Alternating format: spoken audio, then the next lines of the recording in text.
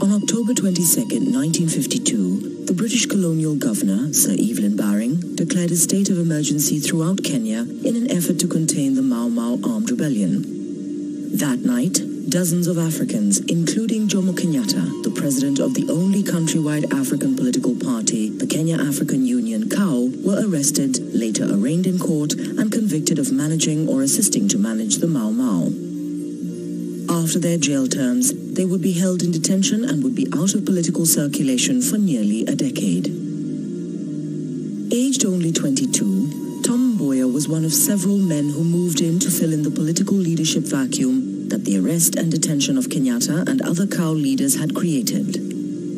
Mboya joined KAU soon after the state of emergency was declared and was later invited by Fanuel Walter Odede, who had taken over as KAU's acting president, to serve as the party's director of information. But Odede was himself arrested and detained soon thereafter, and his place was now taken over by KAU's acting treasurer, Walter Wycliffe Awori.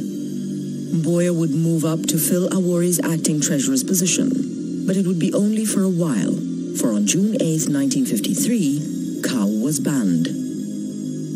By then, Mboya's short stint as a KAU official had given him a chance to rub shoulders with seasoned politicians such as Odede, Awori, and Joseph Murumbi, the party's acting vice president. But it would be as a trade unionist that Mboya would make a meaningful contribution to Kenya's nationalist struggle in the period immediately following the declaration of the state of emergency. Mboya formally ventured into politics in 1956, when he returned to Kenya after a year of studies in industrial relations at Ruskin College in Oxford, England, and resumed his job as head of the Kenya Federation of Labour.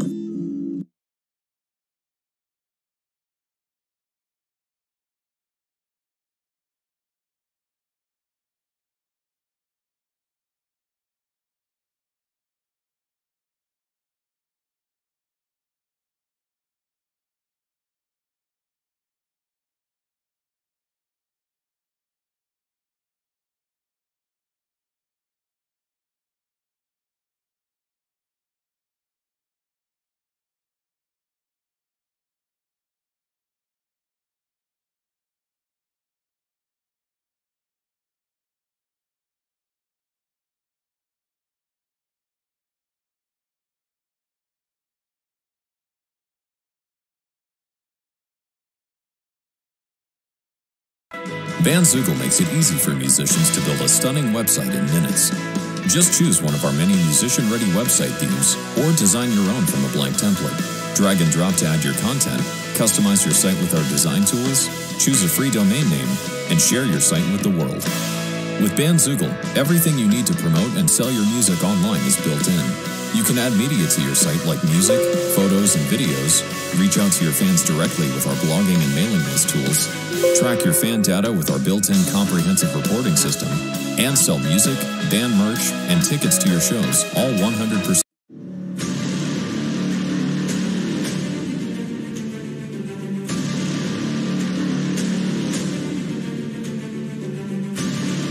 We all know that Mike Tyson has been an amazing boxer with skillful knockout techniques that make him the beast of boxing. He is called Iron Mike for a good reason.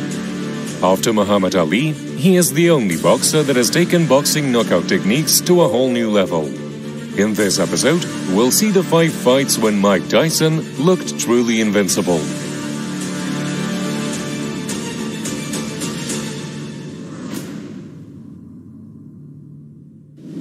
July 1986. Mike Tyson versus Marvis Frazier. Marvis Frazier, despite his 1983 one-round knockout loss to then-champion Larry Holmes, remains a marketable name in the heavyweight division. But here, the spotlight falls most directly on 20-year-old Mike Tyson, whose public appeal grows every time he fights. Here now is a quick update on what has happened with Tyson since his string of 19 straight knockouts ended with a 10-round decision over James Tillis on Wide World of Sports. The late and legendary trainer Cus D'Amato was the only real father figure Mike Tyson ever knew. Marvis Frazier's father, ever present in his life, is one of the most famous names in heavyweight boxing. What can I say? They're great fighters, but they're also theatrical.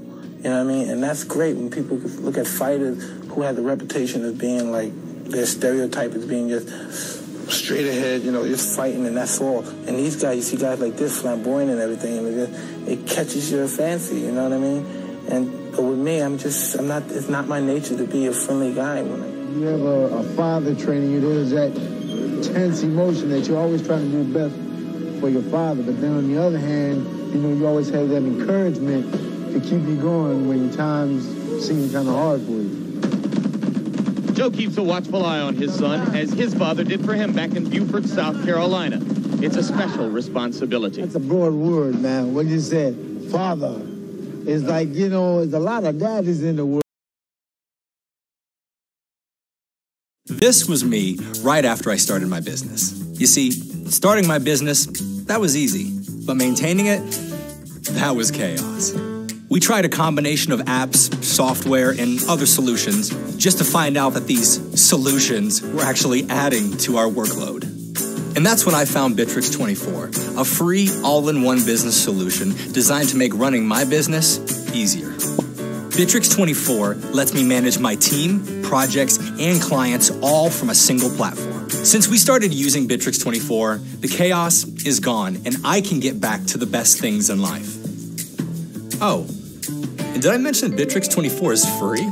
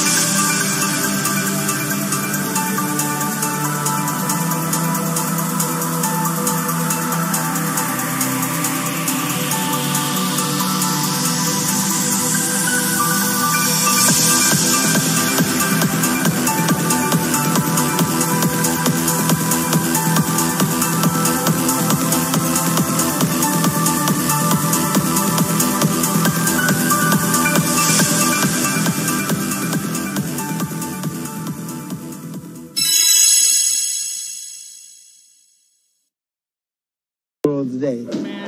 This fight is notable for being the quickest knockout victory of Tyson's professional career, lasting only 30 seconds. To be contended with with wins, as we saw earlier, over the likes of Quick Tillis and Bone Crusher Smith. He can fight. The reason I and a lot of other people don't think the referee does not scoring on the round system, supplemental 4-point scoring system if the rounds wind up even, and the 3 knockdown rule is in effect. Very, very quickly. Uppercut, and Marvis is hurt. Frazier is down. Joe Cortez moves in to have a look, and he's going to stop the fight. Ferguson, the first time you saw him here on ABC Sports. Watch the uppercut, the right uppercut. We're going to show handle this kind of an attack. You see that stiff left hand, that jab that Mike has not shown too much. The jab backed Marvis up into the corner. A second jab kept him there for those right uppercuts. Michael, give me first your reaction to the fight. The fight, I was confident. I trained real hard with my trainer, Kevin Rooney, who I owe a great deal to. And I came out, and I was confident. I knew the fight. I felt it deep in my heart. I was going to stop him in the first round. Did you know from watching tapes of him that you could hit him with the uppercut? No, that's my favorite punch. And I watched the time, and I knew from my trainer telling me, as he throws his punches, he bends down. And I knew that would be perfect for my uppercut. I planned on working the body more, but I saw the opportunity, and it looked too good to go away. Of the 3 champions, who would you like to fight, and why? I'd fight anybody my trainer put me in with, because I'm confident I could beat any fighter in the world. What do you think of the 3 champions? They're all good fighters, because you have to be a good fighter. You can't take nothing away from them to become the champion. But I'm confident, I'm ready. I'm ready when my trainer tells me. May 1987. Mike Tyson versus Pinklin Thomas. WBA, WBC heavyweight champion Mike Tyson tries to make a better show of it than that embarrassment of last March. We'll examine the boring hugging match with James Bone Crusher Smith. The challenger is former WBC champion Pinklin Thomas, whose hard road back to this title shot is wrought with controversy. 2 determined fighters trying to reestablish their dominance in the heavyweight division. A 20-year-old freight train meets a 29-year-old former champion given his last chance for glory.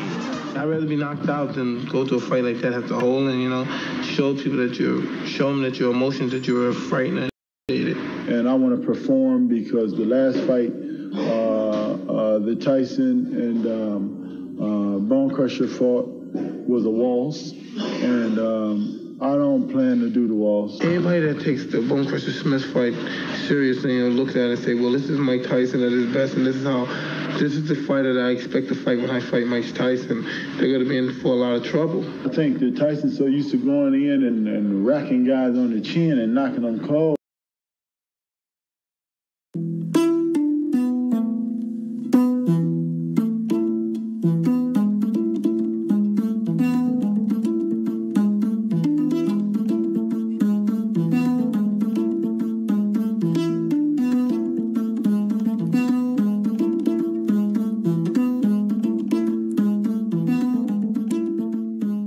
SIDA ilianza 1996 kama mimi nina mwaka 19.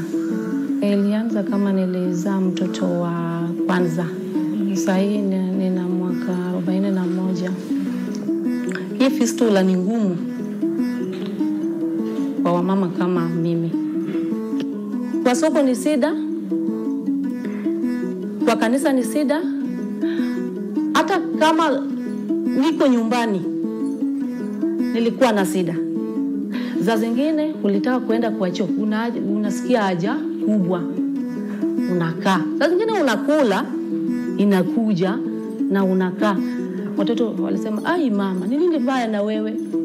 Ni aibu sana kwangu. Hata na bwana akikuja nyumbani nilikaa kama nimeogopa kwa sababu harufu inatoka.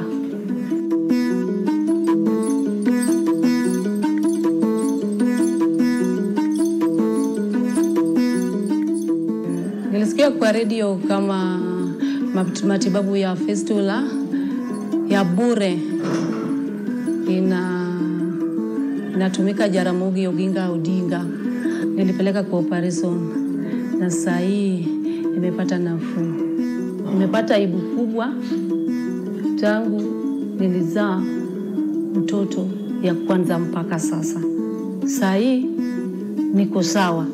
Saa hii nitaenda kanisa. Saa hii nitaenda kwa shoko. Saa hii nitatembea huku na pale Uyugis mpaka Nairobi mpaka Nakuru. Ninafurahi sana. Sasa nimepiga asante sana kwa Amref na First Lady.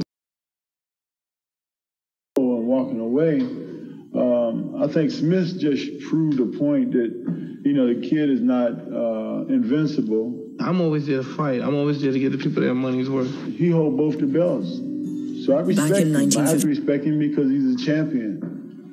But tonight in the fight, after the bell ring, I have no respect for him at all. Let's talk about second things first. And the second thing, the fight between Mike Tyson and Pinklin Thomas. And perhaps the biggest question about the fight, which Pinklin Thomas will show up? The one that beat Tim Witherspoon for the title impressively, or the one who's been unimpressive in his last 4 starts? Well, Barry, believe it or not, I expect to see the real Pinklin Thomas.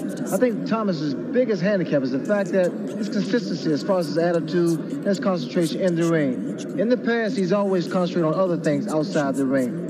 Tonight, against Mike Tyson, I'm expecting he's going to concentrate and use the jab.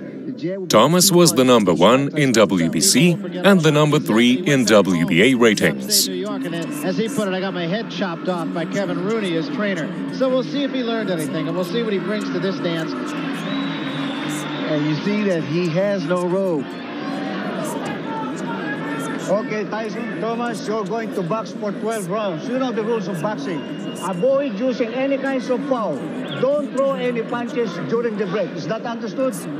Seconds come out fighting. Will self-preservation. Tyson is a 2-beat fighter. What he means by that is he comes in, he feigns left, he feigns right, there's a big left hand. And one of those punches is going to land. The left hook there. The jab go. Well, I stated earlier, the key to this punch for Pinklin Thomas, it breaks your rhythm. The jab breaks the rhythm. Another big left hand. Thomas is hurt. Left hand. Rarely do you see Tyson throw only... There's the uppercut.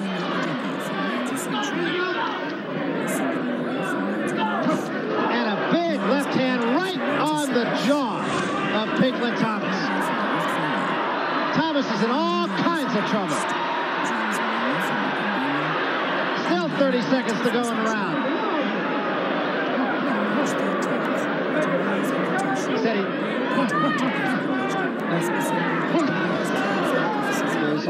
second only to that of Sonny Liston. Pace. He needs to pick his pace up a little bit, like he did just then. Mike Tyson's a rhythm here. And I think really started to confuse Mike Tyson a little bit, right? He scored with that uppercut. Pinklin Thomas, no question at you. It's like he has such strong music that the other guy dances to win is do it your way. There was a big uppercut by Tyson. And the way he's doing his way. And a left hand, and that staggered Thomas. And a right hand behind it. Thomas in trouble again. And now Tyson moves in for the kill. 2 uppercuts and a left hand. Thomas trying to hold on. Serious trouble. And down he goes. It's over. It is over. Thomas did not make it by the count of 10. The winner by a TKO and still WBC, WBA heavyweight champion of the world, Iron Mike Tyson.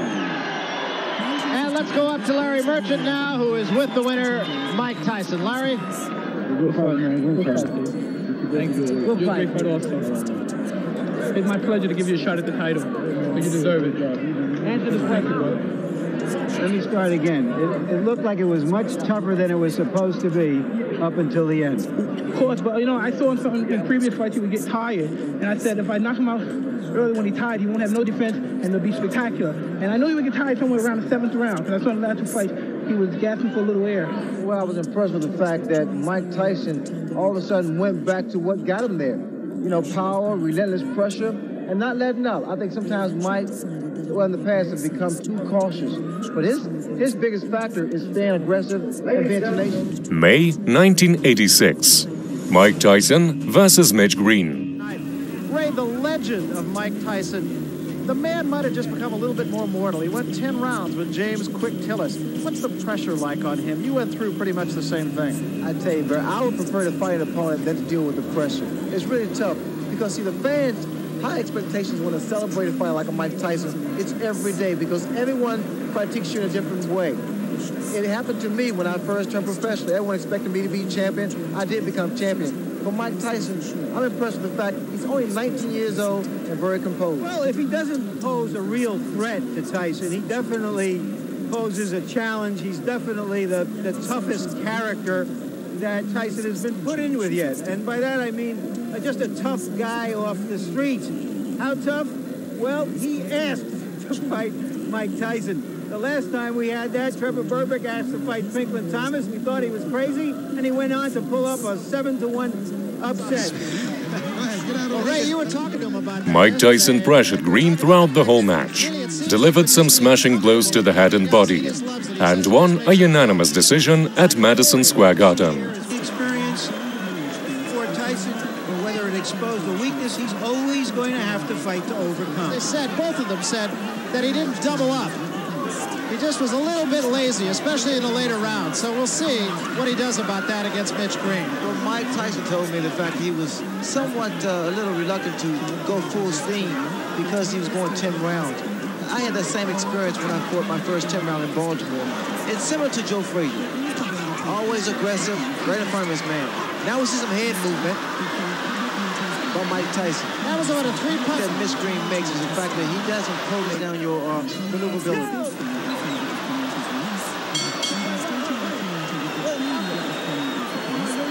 It's a really frustrated fighter.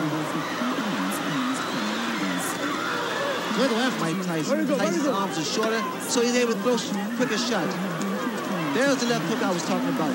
The last fight that Tyson had against Tillis, and what a shot. That is an awesome shot. That was just a jab. You have to appreciate hands high.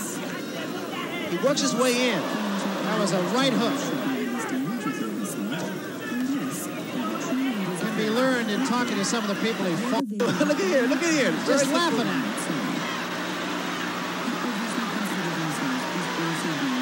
And Green seems to me, Ray, to be doing all the wrong things.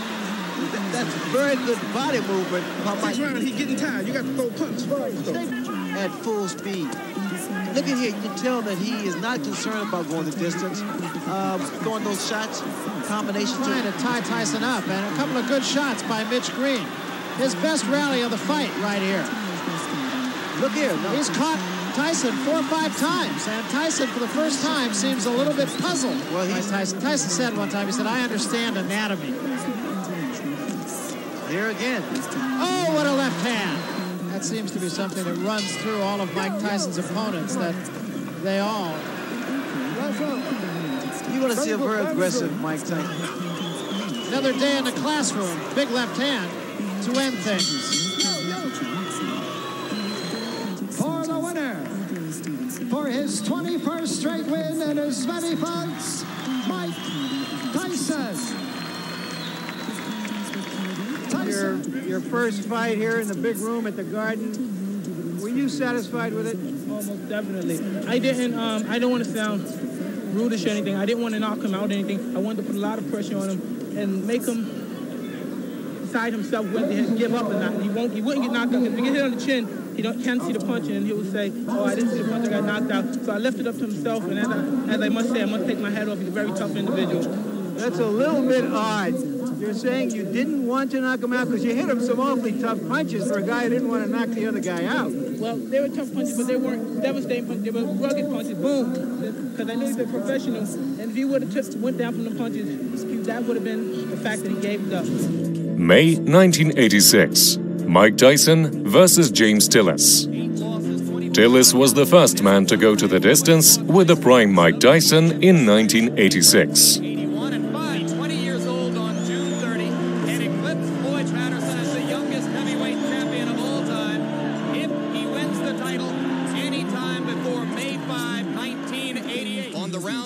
With supplemental point scoring in case of a draw. 3 knockdown rule is in effect. No standing 8 count, unacquitted himself too badly, as he has managed to stay away from Tyson's thunderbolt, although he just took a right hand.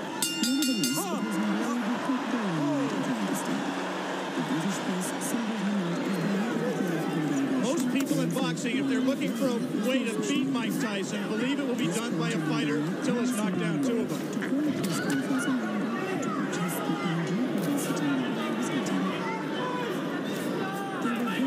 Goes out with it, but he will wear him down and bring his hands down so he can land punches to the head. He got through the guard around the face, and there's a right hand as Tyson continues to land and round two ends. He is keeping his distance. He's trying to learn how to box with James. Remember against Jesse Ferguson, that look at the hand speed by Tyson. This is an important learning experience for Mike Tyson. He's going to have to be able to handle a quick Tillis to get to the top lead, and he is right now. And Tillis is making a mistake of trying to trade with Mike. Missed slightly for Tyson. But how low he gets to duck under those punches. He was distracted before he got punched. Again, he lunges and it gets caught. The left hand drops Tillis onto the seat of his pants as round four is coming to a close. I'm not so sure that his left is down. I don't think that was a punch. The knockdown punch was there. He gave a half-hearted effort in that combination we talked about, the right to the body and the right uppercut. But he didn't land it. He did land punch. Two ways of looking at what Mike is doing. Where they called him Dark Gable. There's a right hand by Tyson. And the uppercut. Ahead. Tillis landed a left. Didn't seem to faze Tyson at all. We will stay here between rounds, as it is Tillis who tries to flurry at the end of rounds. His previous 19 fights, and he doesn't appear at this point to be going all out to satisfy that. It will be interesting to see how Mike reacts to this. Closing with a flurry. The bell is going to sound.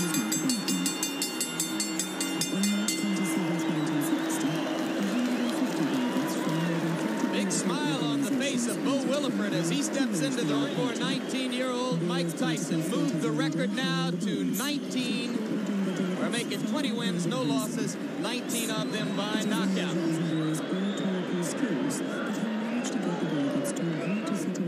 Mike, your reaction to your performance? Well, I thought myself it was the best performance in the sense that I went 10 rounds and I don't feel tired at all. But I was just a little leery about going to 10 rounds. Even though I was sure I could go, but I just was a bit leery about going there. And now that I know I can go to 10 rounds, I fought a guy that people don't understand was up for this fight. To the best of his life, he was in the greatest shape of his life, and he was prepared to fight. June 1986. Mike Tyson versus Reggie Gross. Gross was most famously stopped in one round by Mike Tyson, in an exciting but brief bout where he took the fight to the feared contender.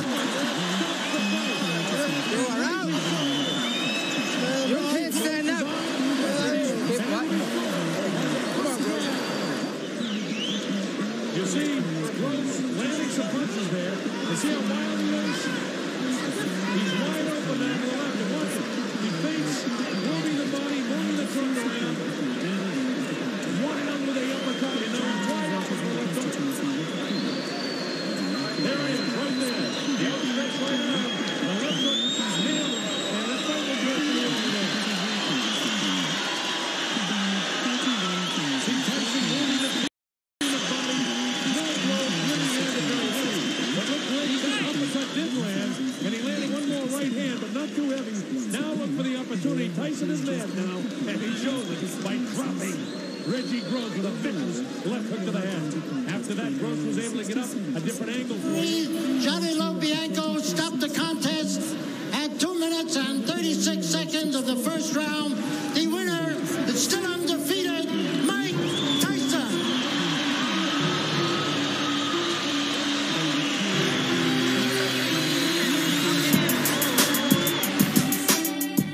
Thanks for watching this video until the end. If you liked it, give it a thumbs up. Subscribe to the channel and watch the new episodes about the legends of the past.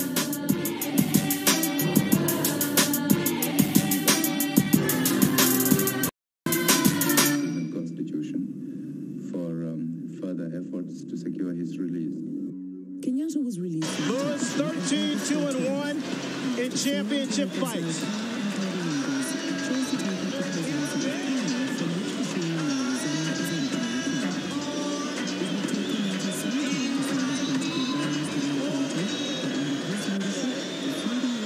On this unique occasion for boxing, we have not one ring announcer but two. Let's send it inside now to Jimmy Lennon Jr. and Michael Buffer. Ladies and gentlemen,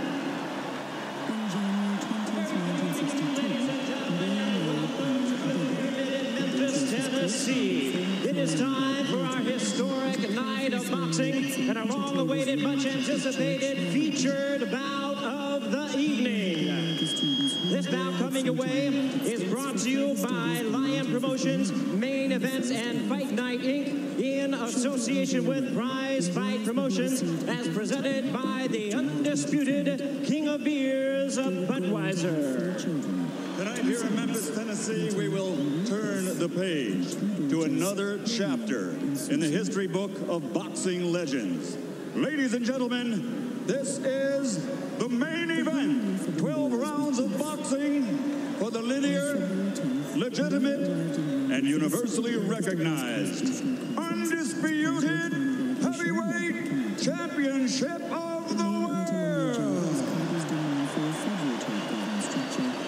The three judges assigned to ringside scoring this contest on the 10 points must system are: from South Africa, Alfred Bukwana; from Thailand, Anik Hongtongkam; and from Belgium, Bob Logis.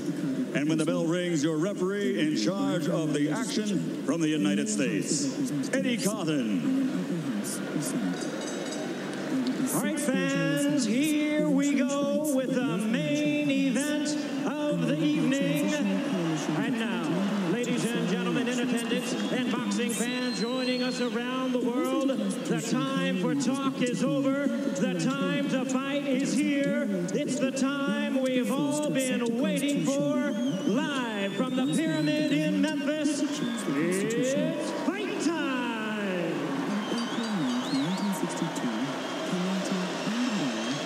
Introducing to you first the challenger on my right. He is fighting out of the blue corner, entering the ring wearing his traditional solid black trunks and hailing from Catskill, New York. He weighed in at 234 1/2 pounds with a record of 49 wins, 3 losses, 2 no contests. He has 43 big wins coming by way of knockout. Here is the youngest man ever to win the heavyweight title, currently ranked the #1 contender by the WBC. Please welcome tonight's challenger, the explosive 2-time heavyweight champion of the world, introducing the one and only Iron Mike Tyson.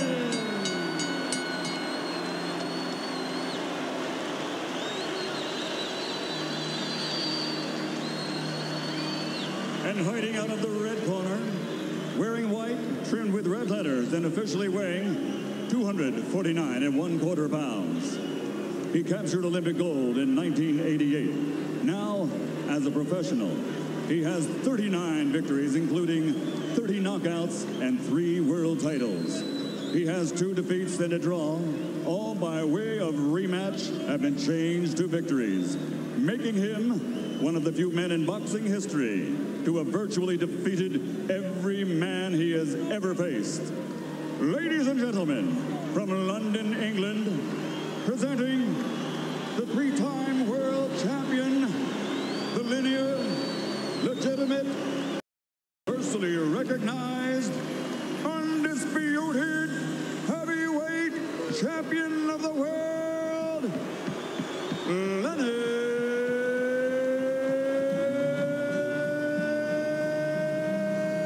Lewis.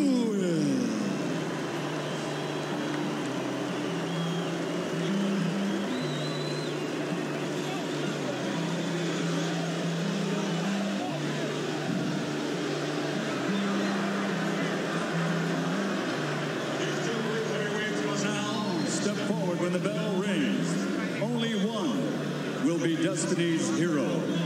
Only one will pass from heavyweight greatness to heavyweight legend. So now there's only one thing left to say. Ladies and gentlemen, let's get ready to rumble!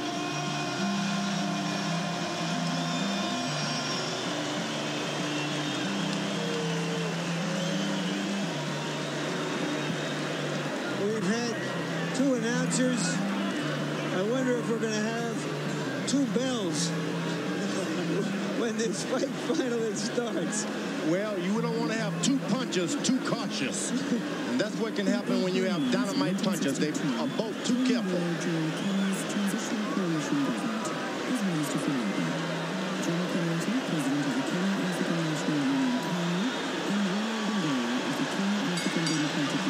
We're underway. Lennox Lewis and Mike Tyson for the heavyweight championship of the world.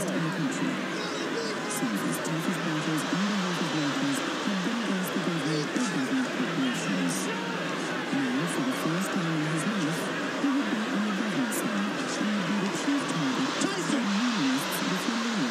attacking Lewis, and Lewis comes right back with 3 uppercuts. It was one initial uppercut that changed everything right now. Lewis unloading an uppercut with a surprise.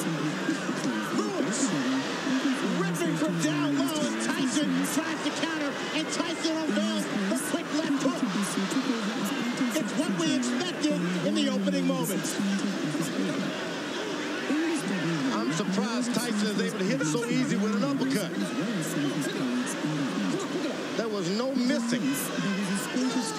Tyson may have been slightly dazed by one of those uppercuts. May have, no doubt about it. The man in between Lewis and Tyson, Eddie Cotton, 6'5", 250 pounds. And that's no accident. Cotton handpicked to make sure he could handle the masses inside the ring. It's going to get real ugly if Lewis keeps clinching the way he's doing. Well, what is he supposed to do when the smaller man dives into him? You better fight Tyson. You better fight him. You better fight him good. You start clinching him, you give him all the courage that he needs. But that's what Holyfield did. He clinched him and frustrated him. Different because Holyfield is down low. This man is up high.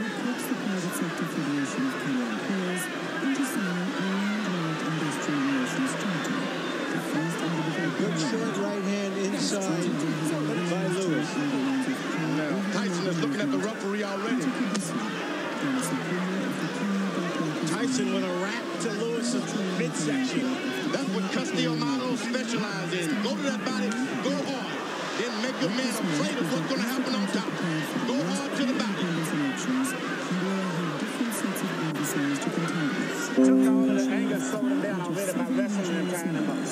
Okay? Just take your time. Don't let it fight the fight that he's trying to make it fight. Take your time, get to work at your jab. If you hit it with the right hands and uppercut, just slow it. Maybe 2. If you can get 2 in, that's fine, okay? But don't let this guy try to tire you out. Relax yourself. I'm telling him. Just stay cool. We hollering at him, okay? Okay, just relax yourself, baby. That was a good round. You won the first round, okay? Double jab, I can work on step up, control the second jab. Every time to get one. I love. Start using your face now. He's trying to load on with right hands on that. You can try to come on top first and then uppercut, okay? Be fast, baby. Be fast. Tyson is paying some attention to his corner, which is something I didn't expect. Jabs will be very important throughout the fight. Lewis, when throwing 23, Tyson throwing 3. And now Eddie Cotton warns Lewis. That's going to be hard for him to stop doing because Emmanuel Stewart has given Lewis the permission to keep holding and tying him up. He's not doing it out of desperation. He's doing it out of instructions. Lewis with a big right uppercut.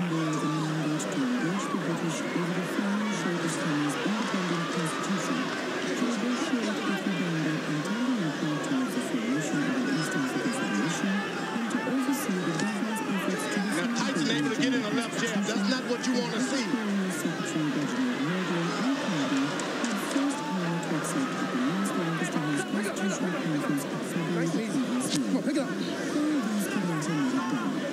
So for that referee is getting in there quick enough.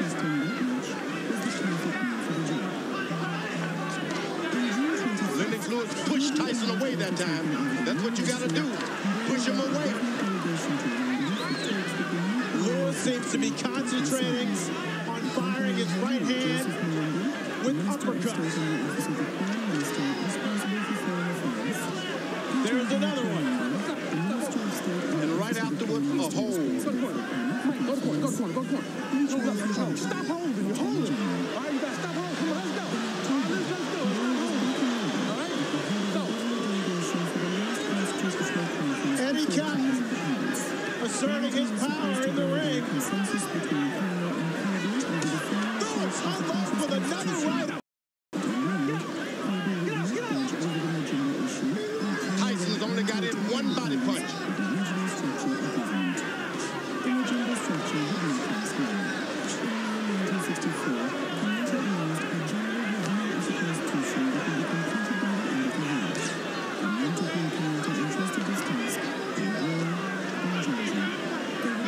Tyson's still trying to figure out a way to get in. His footwork and his speed used to be such that he could easily get inside bigger guys. You know what he's doing? He's just got to wait a couple of rounds. Big guys get tired or quicker than the shorter guys. Just got to wait. Just keep your head moving and wait. There's a second body punch by Mike Tyson. Lewis pushing Tyson away also for the second time in this round and delivers another solid uppercut.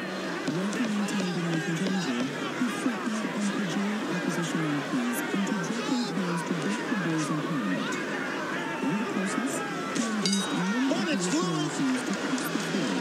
Another right hand to the jaw of Mike Tyson.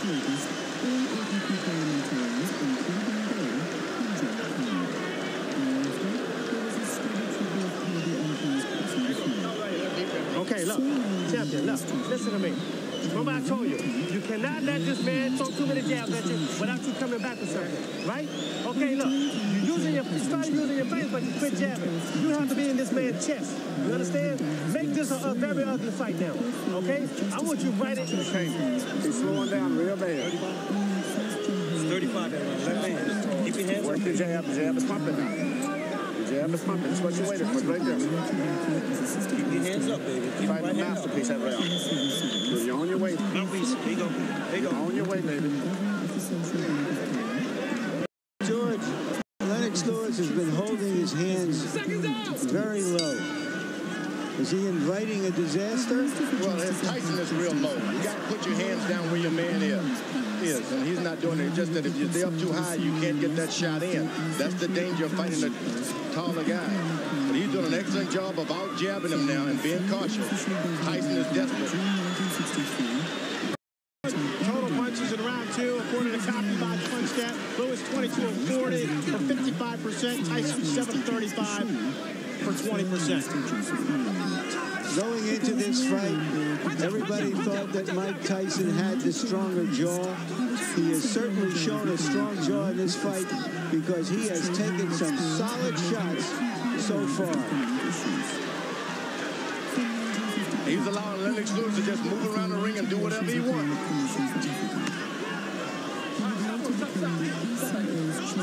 Tyson's got to start throwing his jab to Lennox Lewis's chest. Stop trying to hit his head. body shot by Mike Tyson. The rate was a phenomenal 10%, one of the highest in the world. He can get that right hand down there low and make it sound. He's coming on top with it sooner or later. Ronnie Shields told Tyson to make it an ugly fight. Is that because he thinks that Lewis has had his way from a distance? Yeah, he want him to get closer. Don't make it look so pretty standing out there bobbing and weave. Get close, make it raggedy. When we met with Shields, he told us, he showed Tyson a lot of tapes of himself back in the 80s. There was a lot of head movement. He was in balance, and he used his jab a lot more. When you see Lewis is putting his head on, hanging down on the boy's head, this could cause some problem with the referee, and I'm telling you.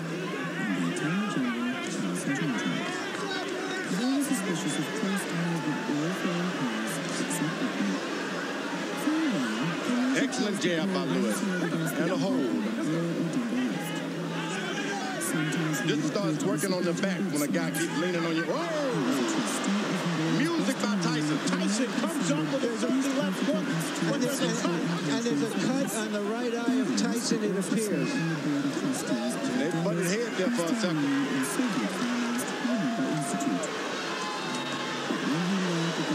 Lewis got hurt that time also. Tyson blinking with the blood in his eye. Lewis calmly looking at his corner and saying, I've got it under control. The referee better get in there. You can't instruct him. You got to just brush your way right through.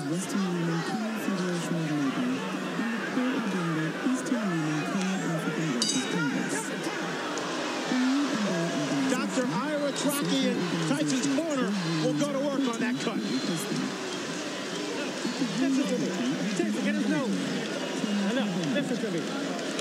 Look, you got to relax yourself. Give me a towel away from him. Give me a towel. Give me a towel. Give me a towel. I can relax. Now, Mike, look, listen to me. Now, look, you let this guy have his way on the outside. You understand? Don't let this man have his way on the outside. You got to be close to this man. You understand? You got to stay closer. When you get close, shoot your uppercut and go to the body with this man. Okay? Use your finger. He can't deal with nothing coming to him. This fight's gonna be over with if you do. Sit down and get yourself together. Drink.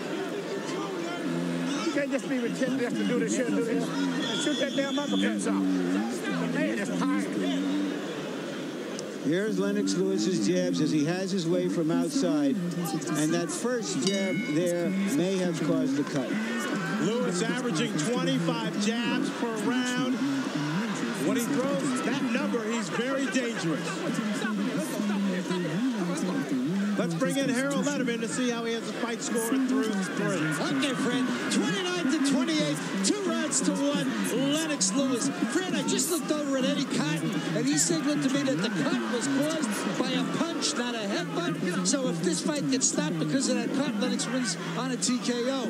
In the first round, I thought Mike Tyson did a nice job getting inside, but in rounds 2 and 3, just like you saw right there, Lennox stood on the outside, used that jab, and came up with some nice, solid right uppercuts. At this point in the fight, the bad boy of boxing is getting spanked by Lennox Lewis, but he is always dangerous. Lewis following the Holyfield blueprint, pushing Tyson back, leaning on Tyson. And right now, firing that right cross at will. Tyson gets close. Lennox Lewis changes or stops everything. Folds his Now there's blood apparently coming from Tyson's nose.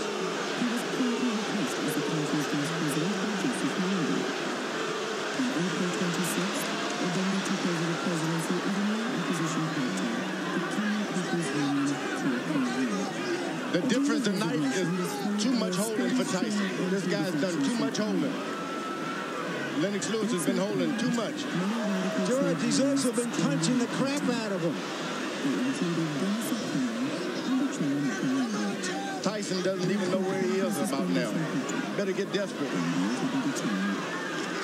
Lennox Lewis told us that no matter what, Ronnie Shields spent 8 weeks teaching Mike Tyson in Maui during his training camp, that as soon as he got hit, he would revert to his natural instincts. And we see less bobbing and weaving and less jabbing from Tyson and Lewis measuring up. You know, Tyson is picking up the energy from this crowd. They're pulling for him, and sometimes when you're beaten, that's enough to bring you back in the picture. You know, there is an arrogance about Lennox Lewis that allows him to drop his hands sometimes, and no matter how hurt and slow Tyson is, he is a dangerous puncher. Lewis leans on Tyson, connects with a right hand. Tyson goes down, but Eddie Cotton says no knockdown. The force of Lewis on Tyson's back. Why wasn't that a knockdown, George? Looked like a knockdown to me. Looked like a clear knockdown. And Eddie Cotton now taking a point away from Lennox Lewis.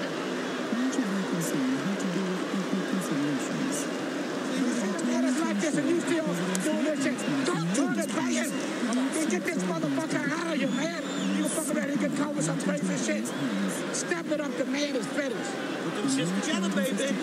You never took it to himself. Get your hands. You cannot just run in. The right hand is down. When he jab, throw the right hand and no hook behind it. Okay? Just give me a deep breath, champ. Okay? You give me that around like that. There's a right hand. Oh, but he leaned on him too much. That's what he leaned on him. But that's not a foul, George. Yeah, is but it? Leaning. You got look. But why is that a foul? But he's on his back. He's leaning on his back. He hit him with a good right hand, but what's all the leaning in? That's what the referee did a good job. So far, Lennox Lewis seems to be fighting Tyson and the referee, in my view. Lewis throwing 39 punches, connecting on 27 for 69% in the fourth round. Tyson 5 of 27. Tyson is just hoping for one good shot. One good shot. Emmanuel Stewart told Lennox, keep your hands up. Here's the guy who's not trying to jab anymore. He's not trying to win points. He's just looking for one shot. And Lewis, that long jab stopped anything. Eddie Cotton with his hands on both fighters' chests as he pushes them away.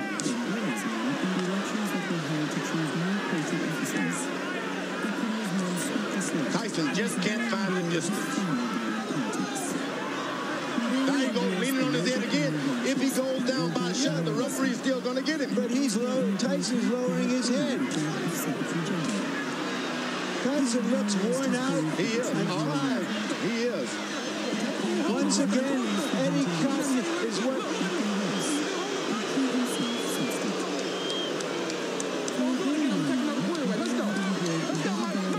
I don't know what the champion is doing to deserve these kinds of calls from Eddie Cotton. A lot of people were concerned about some political calls from the referee, and right now, in my judgment, we're seeing some of it. Tyson bleeding now from both eyes. Lennox Lewis should never been playing around. He should have had him and jabbing him and pecking him. He should go on and lower the hammer on him and stop playing around with the jab. You got a man hurt, he's waiting to go, finish him out, because you're just going to get yourself in trouble waiting around for a better shot.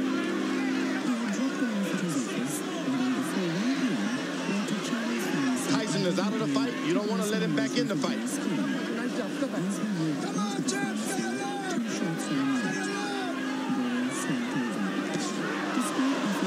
He blocked that uppercut.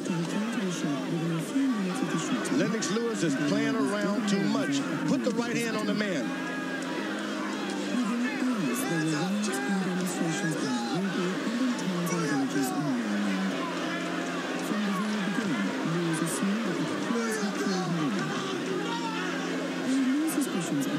When you play around a lot, that's when you get hurt.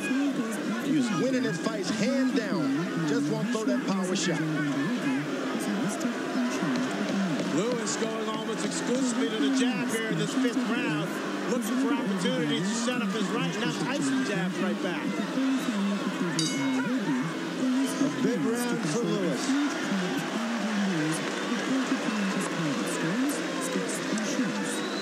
3 seconds, you got a dead man in front of you, and you still do this. Just let that shit go. This fight is over with.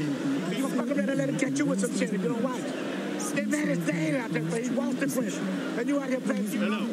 Give me all you got 1 round. Just let me go hands. I just want your hands moving this round. Can you stay close to this man? And get your hands moving this round for me? Mike, you go out. You're fine. No, I need your hands moving. Just get this. You got too much distance. You let this guy jab the hell out of you. You got to move your hands. Now we got to win this. Doing this, the man has said that let this shit go. Right hand over top, right hand uppercut. Stay alert, man. Any longer this fight going, this man is dangerous. You better get him out of here. Goddamn right. This is ridiculous. There's the right hand that opened the eye of the left eye of Tyson. Emmanuel Stewart imploring his fighter to take care of business, echoing the sentiments of George Foreman. Now Tyson should take a round off now. Let this guy move into him a little bit. You don't need to chase a puncher around all night like that. Lewis again landing at will. In the 5th round, 31 of 50 for 62%. Tyson throwing just 17 shots, landing 6 according to CompuBox. That right hand hurt Tyson that time. Tyson is hurt. Better do something. Lewis, another strong overhand right. Okay, stop pushing, stop pushing.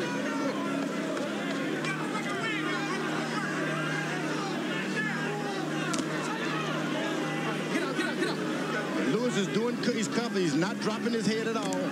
Keeping his head up high, so Tyson, no matter how hard he throws, he can't reach up there. That's right. That's what you don't want to do, is start bending low so that guy can hit you with those right hands.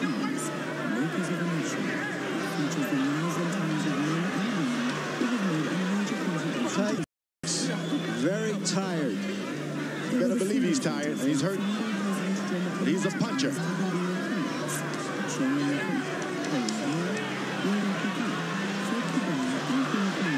Just 19 rounds of boxing for Mike Tyson in his 6 previous fights over the last 5 years.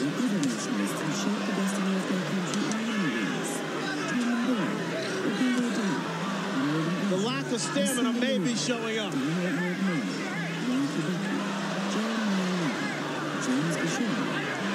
Good punch that shook Lewis. But it's a punch that should never have happened. If he listened to his corner and gets this fight over, he doesn't get punched at all. Lennox Lewis shouldn't be getting punched at all. I thought that might have been Tyson's best shot so far. But Lewis took it. Oh, and he brought something back, too. Swelling now developing under the left eye of Lennox Lewis.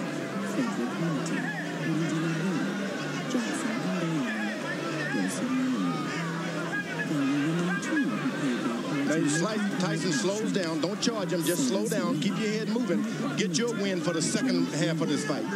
Then you can do better. It's very hot in this arena. Very hot. And the big guys will start to get tired anyway.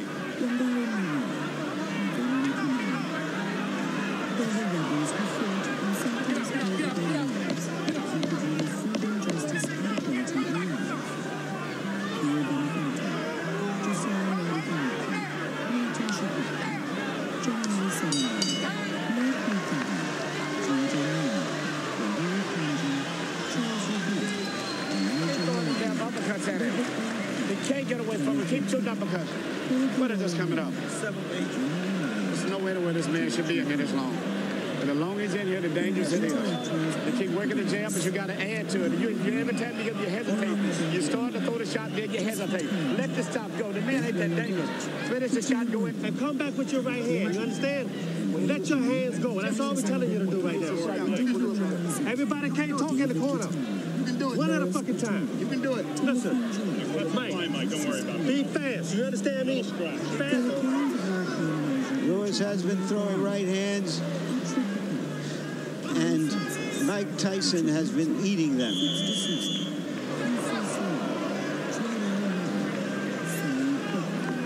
guy with a shorter neck, a longer neck would have been on the canvas now. That short neck of Mike Tyson. He's built to absorb punishment. There's no doubt about that. Makan Singh, Juma Boy. With that 19-inch neck, 230 pounds, and a 5'11" frame, Tyson showing he definitely has a strong chin.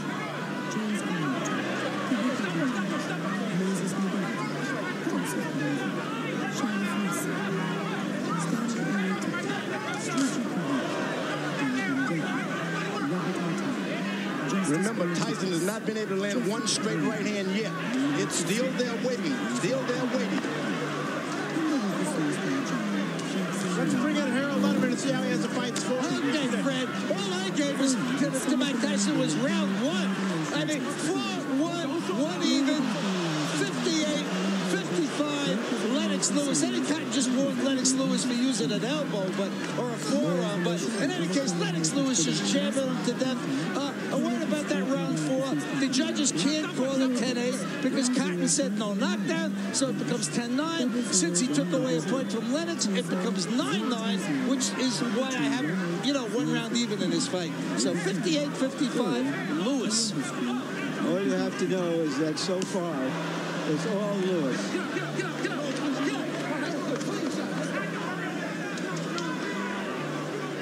Now, Fran, you're getting a little experience on how they work in the big time.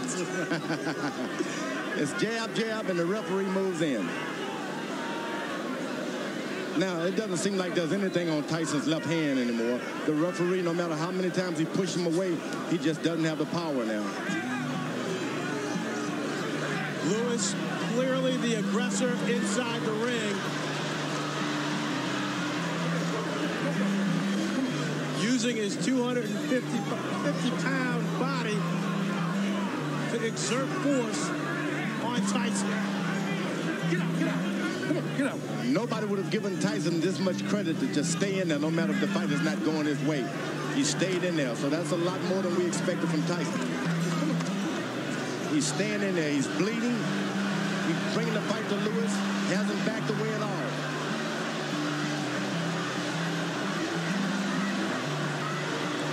He can't take too many more of those right hands. Lewis keeps that up. That fight is gone. Lewis sizing up Tyson. This is by far the worst beating Mike Tyson has ever taken. It's batting practice for Lennox Lewis now. One fastball after another. He hits him and then still leans on him. I don't know why. I wonder what all those people who think of Tyson as the Tyson of 10 and 12 years ago are thinking now as they watch him absorb this punishment almost without any return. They tune in for a fight and they'll get one. This guy's not quitting. He's not doing anything. Now, you understand? Listen to me. You're fighting for the heavyweight championship again. You understand? Not many people can do that. You understand? Now, look, I'm not going to sit out there and just let you do this. You understand? You have to throw your punches. You understand? For God's sake, you have 2 hands. You understand? Just let your hands go. Yes, you can. No, let your hands go. Let's hug it up. I want your hands to move. You done took this guy's best shot. This guy got nothing for you. The guy you took his best shot. This guy's getting tired. It's time for you to go to work, brother. Come on, man. Go to work. You train hard. George, you called it batting practice. That's what it is. And this is the time maybe your corner should come in and rescue your fighter. It's not going to get any better for him.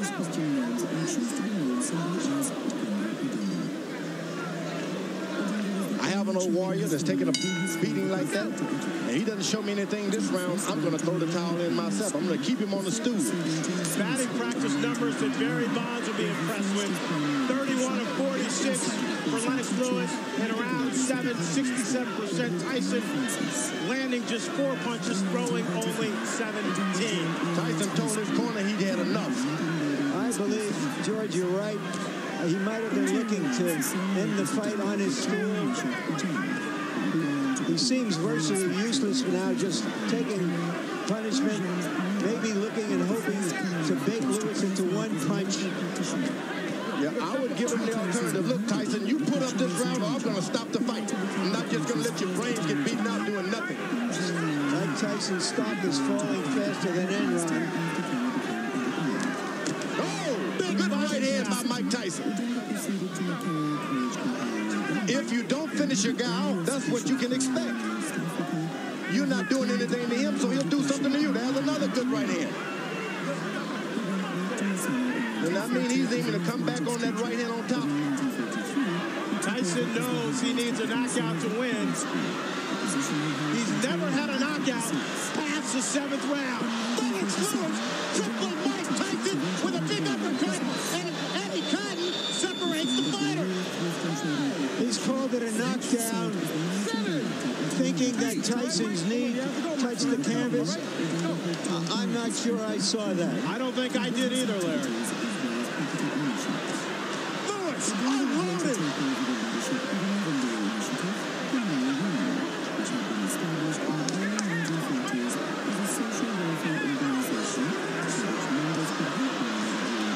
Lennox Lewis trying to finish off Mike Tyson with 1 minute left in the 8th round. Mike Tyson highly motivated to come into this fight, hoping that this fight would redeem not only his career, but his whole life. Oh, he's doing a good job. He's got heart. You can't take that from him. Big right hand from Lewis, and Tyson goes down for the 3rd time in his career.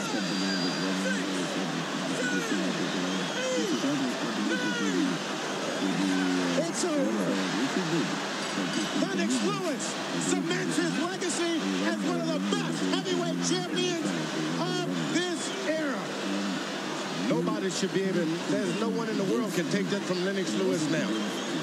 He is no doubt the best heavyweight of all time. What he's done clearly puts him on top of the heap. He fought a virtually perfect fight, George. There's no doubt about it. He did everything. He controlled it from the beginning. He was patient. He never let Tyson get off.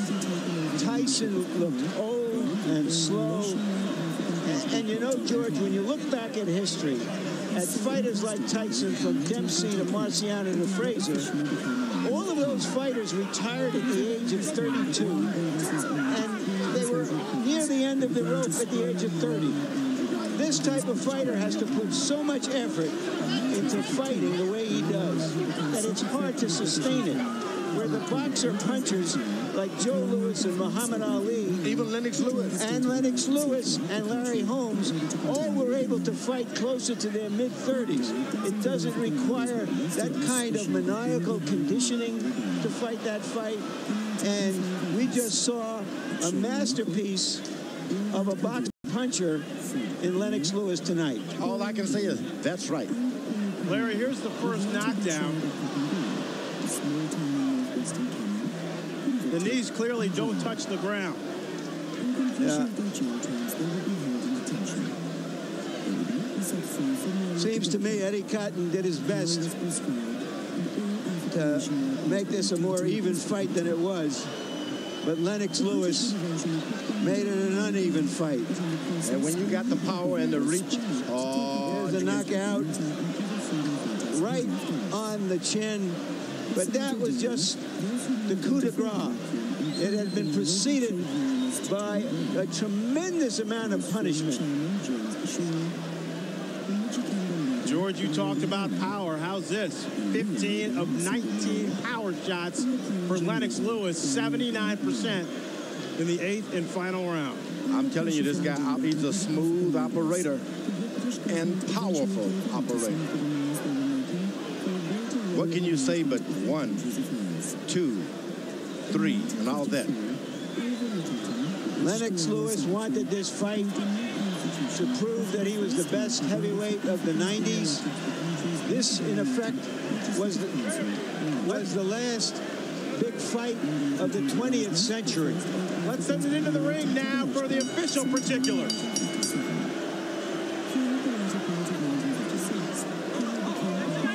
Ladies and gentlemen, tonight here in Memphis, Tennessee, the legacy of a 3-time heavyweight champion has been embraced as the referee reaches the count of 10 at 2 minutes, 25 seconds of round number 8.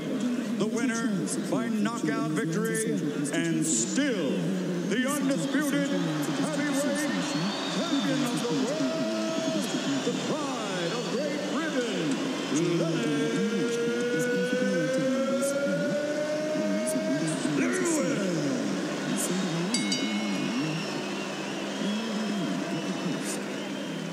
So the boxing match itself was anticlimactic, an execution rather than an explosion. And by Monday, water cooler talk would center not so much on the details of Lewis's demolition of an outclassed opponent as on the bizarre post-fight interview conducted by both fighters in the ring with Jim Gray. Mike, have you changed your opinion now of Lennox Lewis? Well, no. Believe it or not, I've known Lennox for like 15, 16 years. We've always been friends, but in competition, the best man has to win. We have to do everything we can. I'm happy for him to give me a fight. The payday was wonderful. I really appreciate it. And if you could be kind enough, I'd love to do it again. I think I could beat you if we try one more time. Mike, what gives you any indication that you could beat him after this performance? And was it a lack of quality opponents going into this that hurt you? I explained before I needed 2 more fights or 3 more fights to fight him. But I believe if I would have took that route, the fight probably would have never happened. He wouldn't have waited for me. And again, he was just splendid, a masterful boxer. I just take my hand off to you. And just please, if you could give me one more chance, I'd be greatly appreciative. Are you interested in that at all, based on the way you controlled this fight? You know, I just wanted to complete my legacy. You know, everybody was saying that, you know, this fight is going to count on my legacy. So I just wanted to prove to the people that, you know, I'm the best fighter in the world, on the planet. No guy tests this, man. You prove that right now. You were quite annoyed. You had some very derogatory things to say about Mike coming into this fight. You said you had to win this fight to clean up boxing. Do you feel you've accomplished that? Well, I showed boxing, you know, who's the best in the world. I went out there and showed them I'm a pugilist specialist. I can adapt to any style. And, you know, he showed me one style that a lot of people didn't think I was going to be able to deal with. But I was able to deal with it. A lot of people thought he was going to get away from my jab, but nobody gets away from my jab. Mike, you behaved tonight. Everybody. Biggest fans, brother. Any sort, say that again. I was telling Mike, I'm still one of his biggest fans. He's given me so many thrills, man. You know, go back to Roderick Moore, you remember? My friend Roderick. Mike, you've given all of us a lot of excitement. Thank you. Heavyweight in the last 50 years. Thank you very much. It was just beautiful. I'm just so happy you gave me a chance. Nobody wanted to give me a chance. Don King didn't want to give me a chance. One gave me a chance. Thank you very much. Champ and Mike, how sorry are you guys that this fight did not occur many years ago when you were at your best, and probably you weren't quite as old either? Well, you know, the funny thing about that is, you know, heavyweights mature at different times. I would say Mike Tyson matured at 19. Nothing was standing in his way at that time. He ruled the planet at that time. But I'm like fine wine. I come along later on, and you know, I learned my art, and I went along, just took my time, and I came along and just ruled. I'm ruling now. Mike, are you sorry this fight didn't take place years ago? It wasn't meant to be. I've known Lennox ever since he was 16, 15 years old. I have mad respect. Everything I said was in proposition for promoting the fight. He knows I love him and his mother, and I know if he thinks I don't have respect and don't love him, he's crazy. So you're saying a lot of the behavior, Mike, is just to sell tickets, and that doesn't represent your true feelings? Well, he knows who I am, and he knows I'm not disrespectful. I respect this man as a brother. He knew me ever since his friend Bernie and Cuss were together, and he knows I have the much respect for. Like I said before, he's a magnificent, a prolific fighter, and he should continue fighting. I would just love for him to give me another shot. How important was it for you tonight, Mike, to come out here and be a sportsman and behave in the ring? Oh, no, it was very, but I said I love and respect him too much to do anything disrespectful to him, and he knows that. And for him to think that is absolutely crazy. They felt that because the Europeans were still the majority in the Ledgco, Mohegan Reservation here in the heartland of Connecticut, USA, home of the Mohegan Sun Casino, where tonight, main events, Panics Promotions, and your undisputed, undefeated King of Beers, Budweiser. This Buds for You present 12 rounds of boxing for the WBC Heavyweight Championship of the World. Sanctioned by the Mohegan Tribal Gaming Commission, Chairman Roland Harris, and the State of Connecticut Athletic Commission, Commissioner Mark Schifrin, Executive Director John Burns, Timekeeper at the bell Lou Dell, counting for the knockdown seconds Michael Ortega. Your physicians in attendance at ringside, Dr. Michael Schwartz, Dr. Anthony Alessi, and Dr. Joseph Carpentieri, along with Dr. Walter Ialachi. This bout is also sanctioned by the World Boxing Commission. President in attendance tonight, Jose Suleiman. Supervisor for the WBC is its General Secretary, Mario Latraverse. The 3 judges scoring this bout on a 10-point must system will be Francisco Ciminale of Italy, Tommy Kazmarek from the USA, and Bob Logis of Belgium. And when the bell rings, your referee in charge of the action from the United States, Frank Cappuccino. And now, ladies and gentlemen, for the thousands in attendance and the millions watching around the world. Good luck. Let's get ready to rumble!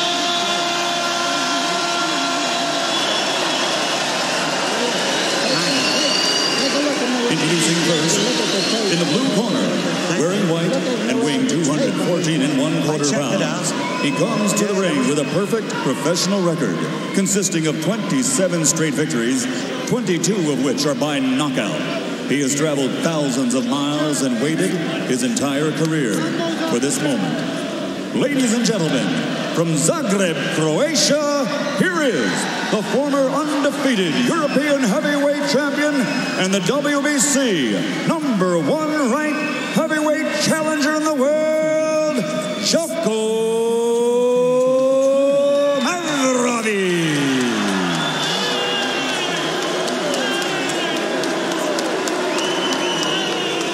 And across the ring, in the red corner, wearing white trimmed with red, weighing 243 pounds. He comes to the ring tonight with an outstanding professional record.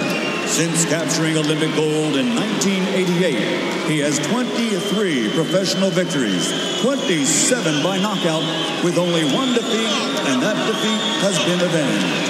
From London, England, presenting the 2-time heavyweight world champion, the reigning and defending WBC heavyweight champion of the world, Lennox Lewis.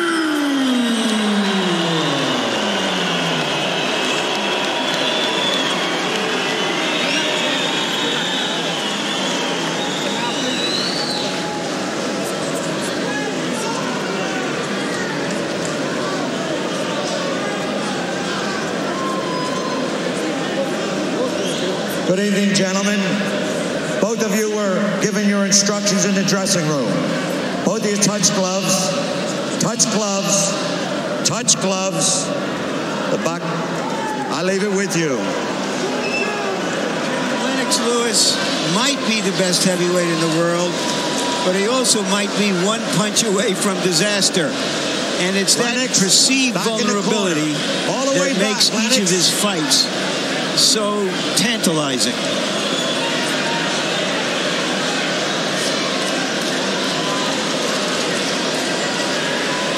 Shannon Briggs managed to get Lewis in trouble in his last fight, a fight for which I think Lewis trained to fight about a minute. Ultimately wasn't able to put Briggs away until the 5th, but his punching power will make the difference against most of his opponents. And, of course, Lewis goes into every fight, George, trying to remember to throw his jab and looking to land his big right hand. Yeah, by nature, he's got this confidence, almost a little bit of conceit that he does not have to start the fight off and land the first punch. That gets him into a lot of trouble. As you can see, his opponent came out, faked him, and made him get on the run, only because he doesn't feel like he should take charge quick. Lewis dropping right hand to the body as though he wants to bring Mavrovic's left down, but look at how low Mavrovic holds the left. I mean, if ever an opponent for Lewis has been open to the right hand, it appears this is the guy. Got a little bleeding in the nose already by Mavrovic. Hey, listen, when I say right away, Mavrovic is fighting in an unexpected style, forcing the issue. Yeah, he's taking charge. You know, the old saying is someone has got to land the first punch. He may as well be the heavyweight champ of the world. Why should you wait and counter? Stop! Break! Break! Doesn't matter who it is. If he's 200 pounds, throws enough shots at you, he's going to get you. And in the first round, Lewis just doesn't take a good punch. Doesn't know how to fight tall. He's a big, tall man. He should just stand up straight, make punches just hit him on the chest. That's a good point. He doesn't use his height advantage as much as some of his critics think that he should. He flattens himself out by spacing his feet extremely wide apart and then leaning over to the opponent sometimes as well. Yeah, and so it causes him to be in a lot of awkward positions. But if he just stand tall, take charge, let that jab fly out, fake every now and then, do some feints. Good right hand by Lewis that time. Lewis looking just to land here in the first round. He's only thrown one real all-out hard right hand. There he throws to the body again. You don't often see Lennox using the right hand to the body, and there's a combination by Mavrovich as he tries to step up the intensity. Sticks the jab right into Lewis's face. He's doing everything he ought to do in the first round because that's where Lewis is really weak. Now, Lewis should be landing left jabs to the chest now. He shouldn't aim his shots to the head right now. This guy's head's going to be a little elusive because he's smaller. Željko Mavrovich able to land in the first round, as did Shannon Briggs in the last Lewis assignment. Briggs landed more than 60% of the punches he tried in round number one. Željko's accuracy might be as high, though he's not throwing as many punches as Briggs did in that early flirt. Stay snapping with the shots on the point.